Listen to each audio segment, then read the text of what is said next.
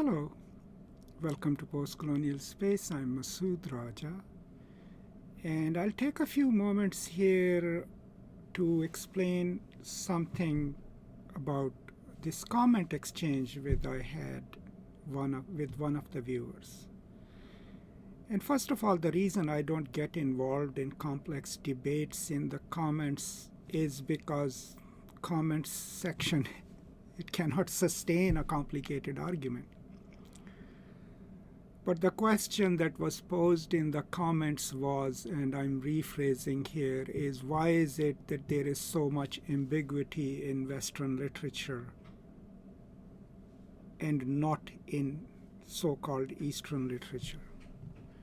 So my response was that, you have to figure it out yourself, but I do not buy into that binary structure.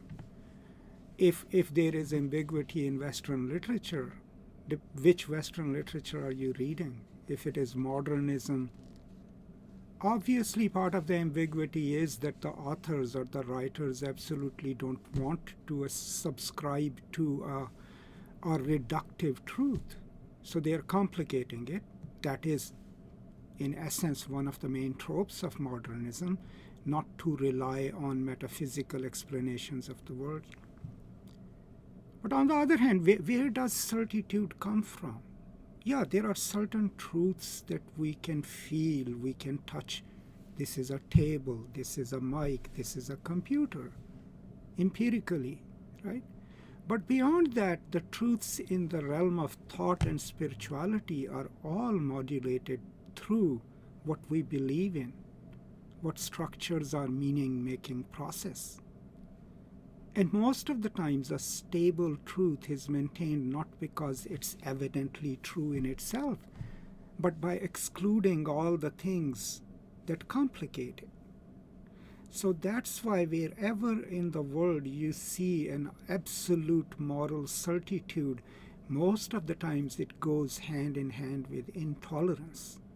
Because if you're guarding a certain thing that you consider is stable and immutable, then you see the rest of the world as a threat to it.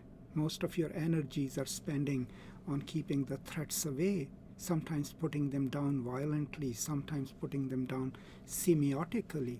So what is truth, right? There is material truth, which Marx would say we live in this world. But beyond that, is all a question of faith. If you believe in a certain way of day of judgment and death and all, it cannot be empirically proven. It's true to you because you believe in it. You don't need a reason to believe in it. An argument was given to me by the same person that Al-Farabi and Al-Kindi, their work is scientific and logical, and Ibn Khaldun, yeah, but so is every single scientific work produced in the West. I mean, do you think people who came up with the cure for the virus were working with non-scientific things, with non-truths?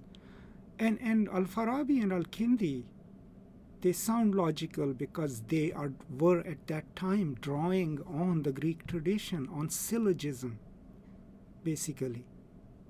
And when you draw on syllogism, you create your first sentence, your second sentence, and then you refute it by the third one, or prove it by the third one, right?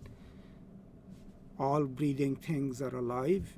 Masood Raja breathes.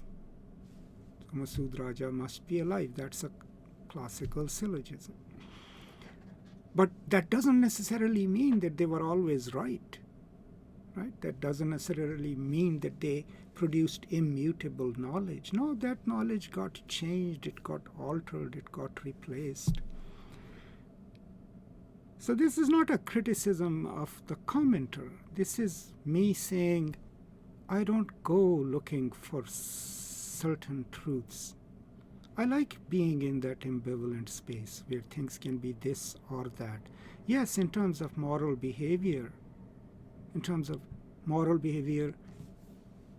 my conduct towards other people, not what I do in the privacy of my life, but my conduct towards other people. There are certain rules and principles I will follow. Not hurt anyone, right?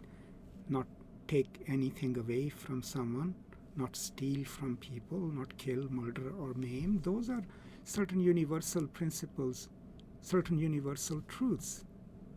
But beyond that, to look for certitude in literature,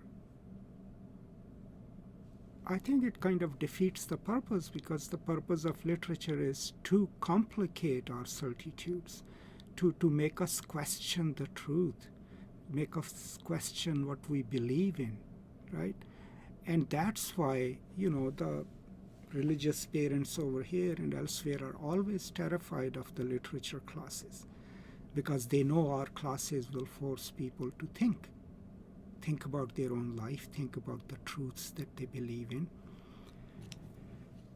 So overall, I don't have a problem with truth.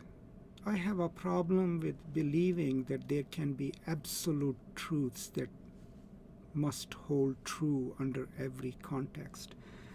That absolute belief comes from our own belief system. We assign a certain degree of immutability to a text, a certain degree of clarity to a text. A text sitting by itself is neither true nor false. We make it so, right? For the Muslims, it's the Quran. For the Christians, it's the Bible, right? For the Jews, it's the Torah, right?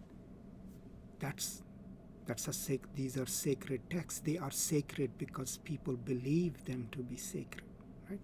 People who are not from these faiths, for them, they could be useful texts, but they will not see them as immutable and sacred.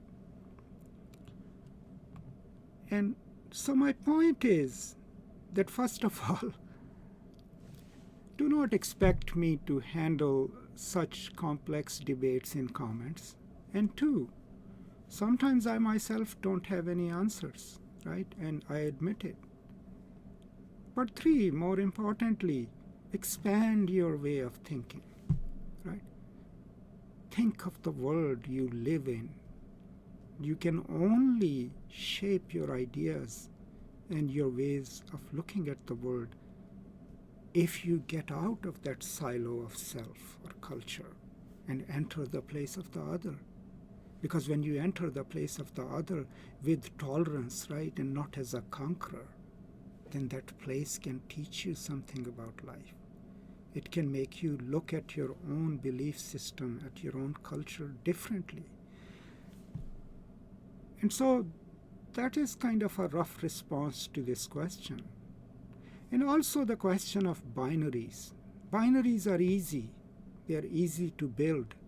This or that, truth or false, right or wrong. The easiest kind of life is that kind of life where you live on one side of the binary and everything on the other side is wrong. But the most productive space is when you're willing to bend them, change them, and even alter them. When you're willing to say, no, this doesn't just mean this, it could mean this under different circumstances. Now that's you taking a binary structure of logic and infusing it with that doubt, with that ambiguity, right? So ambiguity is a productive thing. It forces you to think differently, to act differently, to experience the world differently. And on the other hand, there is no East or West binary. Right? There are stringent ways of looking at texts in the West. There are stringent ways of looking at texts in the East. There is no single monolithic Western way of doing things and Eastern way of doing things. And even if they are, the most productive aspect of life would be to throw them in the air and combine them, right? Figure out what works, what doesn't work. And these are some of my views on this topic. I hope they make sense. And it is about, the question of truth and how to complicate it and how not to worry about its stability, right? Because if it becomes unstable, then maybe, it essentially wasn't stable and was given stability through our belief system, through our way of thinking. So these are my thoughts on this topic. I hope they're useful to you. Let me know what you think, but please don't get me engaged in a philosophical discussion, because that's kind of impossible to do in the comment section of a video. All right, thank you so much. I hope you're taking care of each other. Stay safe, and I'll now see you next time. Until then, peace and love.